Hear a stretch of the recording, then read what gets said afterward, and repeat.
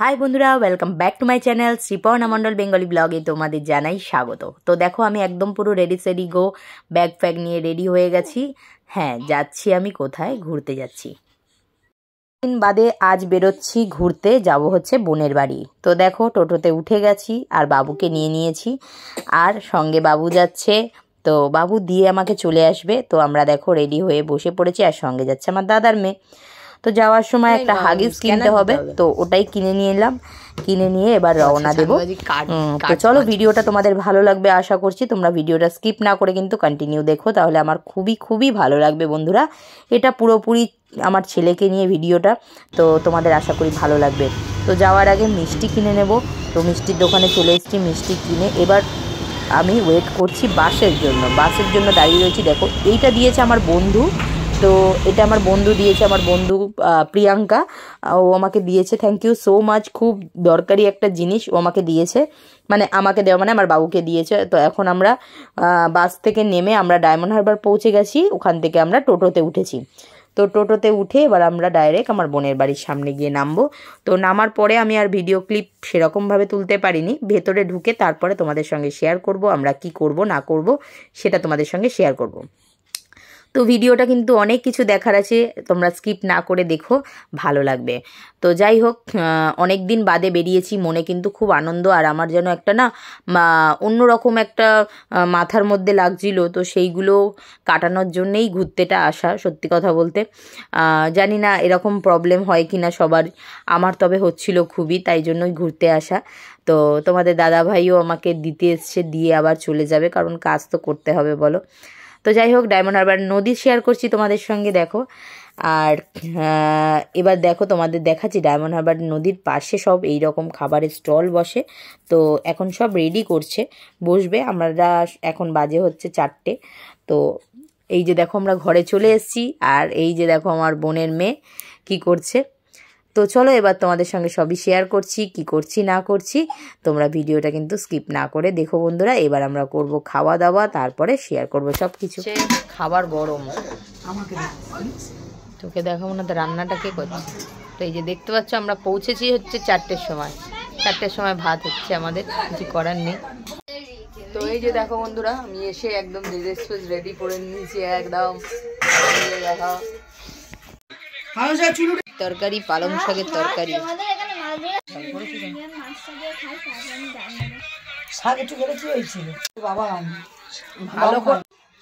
তো বন্ধুরা এখানে চলছে হচ্ছে চপ মুড়ি খাওয়া। আর এই যে বসে আছে দেখো, হ্যাঁ ওখানে বসে আছে সব।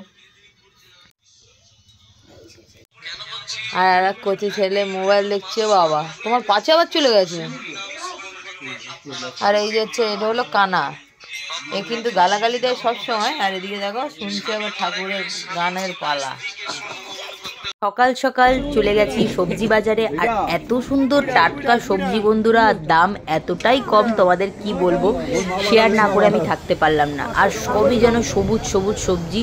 ফুলকপি 3টে 10 টাকা, ভাবতে পারছো বন্ধুরা। বেগুন 20 টাকা করে কিলো, শিম 20 টাকা করে কিলো, টমেটো 20 টাকা করে কিলো। বন্ধুরা তোমাদের কি বলবো, এত সবজি কম দাম, মানে বলার মতো না। টাটকা সবজি একদম ক্ষেতের থেকে তুলে আনা। তো তাই জন্য দেখাচ্ছি দাদা ভাইয়ের দেখো কীর্তি কারখানা।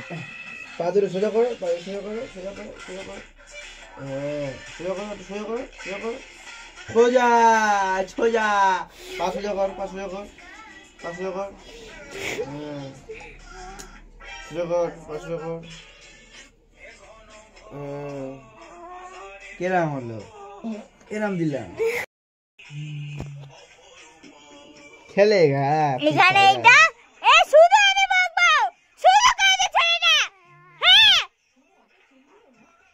তো এখানে হলো বাবা পঞ্চনন ঠাকুরের মন্দির, আরও সব ঠাকুররা আছে। আমার বোন, আমি যখন হসপিটালে কষ্ট পাচ্ছিলাম তখনও মানসিক করেছিল আমার ভালোভাবে যদি বাচ্চা হয়ে যায়, ও ঠাকুরের থানে এসে বাতাসা লুট দেবে আর আমার ছেলেকে ধুলোমাটি লাগাবে। তো যাই হোক, আমরা এতটা জানি না যদিও বা, তো আমাকে ওই জন্য বললো যে বাবার থানে গিয়ে ছেলেকে একটু ধুলো মাটি লাগিয়ে আনতে, আর সন্ধেবেলায় বাতাসা লুটটা দেবে। এই যে দেখো বাবা পঞ্চনন ঠাকুর, আমারও বাবুরও মানসিক আছে পঞ্চনন ঠাকুরের। বাবু আমার বাচ্চা সুস্থ সবল হলে আমি পুজো দেব, সেটাও তোমাদের সঙ্গে শেয়ার করব যখন আমি মানসিক চুকাবো। তো এখন আমার বোন মানসিক করেছে যেহেতু, সেই জন্য বোনের জন্য আমি এসেছি বাবার কাছে ধুলো মাটি লাগাতে বাবুকে। আর যেহেতু খুবই ঠান্ডা এখানে, তাই জন্য সন্ধ্যেবেলা বার করবে না ভেবেছিলাম, কিন্তু যাই হোক পরে বার করলাম। আমি বললাম না, মানসিক যখন ঠাকুরের কাছে কোনো কিছুই হবে না বাবার। তো যাই হোক, এখন ঠাকুরের কাছে নিয়ে এসেছি। দেখো আমি ধুলো মাটিতে গড়াগড়ি করিয়ে তারপরে নিয়ে যাব, আর সন্ধ্যের বেলায় বাতাসা নুট দেওয়া হবে।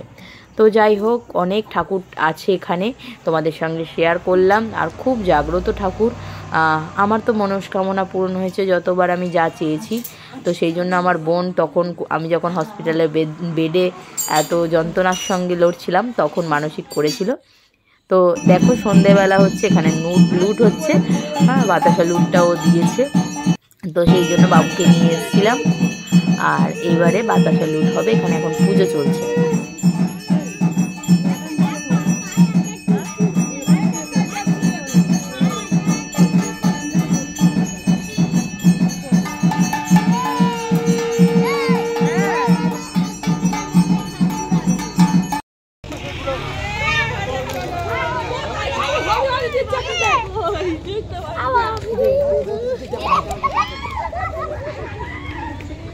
কোথায় যাচ্ছে দেখ দৌড়ে।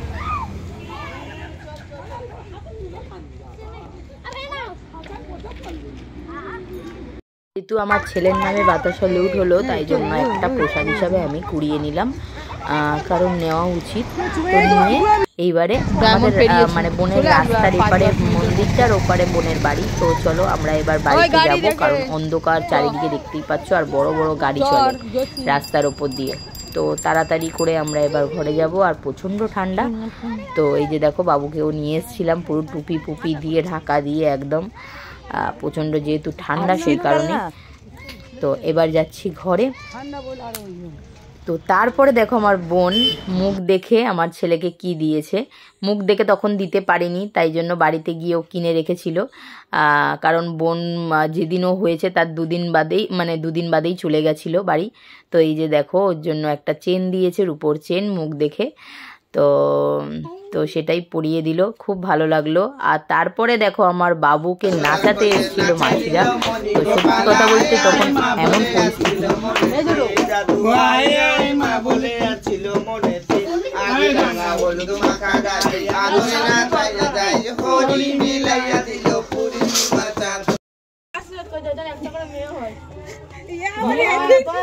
এই পাওনা নিয়ে নিয়েছি, এই পাওনার ওপর আর কেউ জোর করবে না, ঠিক আছে? আমরা নিয়ে নিয়েছি কুলপি থেকে এই পাওনা। হঠাৎ ওখানেই চলে এসেছিল এরা, তাই জন্য বাবুকে নাচিয়েও দিল, ওখানেই কিছু করার নেই। তো ছোট্ট একটা ভিডিও শেয়ার করলাম তোমাদের সঙ্গে, কেমন লেগেছে অবশ্যই কিন্তু জানিও কমেন্টে। টাটা।